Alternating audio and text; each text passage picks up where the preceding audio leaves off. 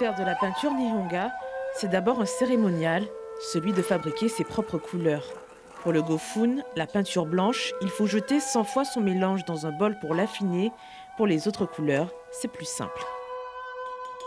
On prépare sa peinture avec de la colle animale et des pigments. Avec les doigts, parce que c'est le meilleur moyen de sentir que le pigment est bien dissous. Au pinceau, on ne veut pas sentir ça. Ça devient quelque chose qui fait partie intégrante de cet art, de prendre le temps, en fait, de préparer chaque pigment. Le motif est dessiné à l'encre, puis on ajoute des couches successives sur le washi, le papier qui remplace la toile, éloge de la patience.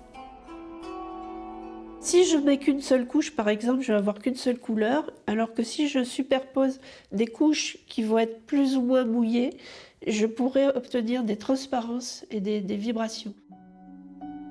D'abord peintre de décor, Valérie Eguchi s'est tournée vers le Nihonga depuis 2007. Elle expose régulièrement dans des galeries.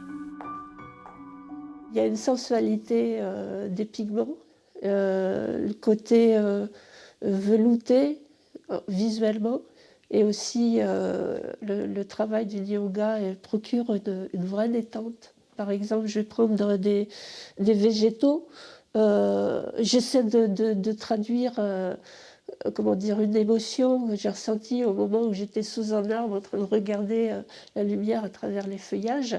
Et j'essaie de retrouver cet état, qui est un état particulièrement agréable, et de l'inscrire avec des pigments.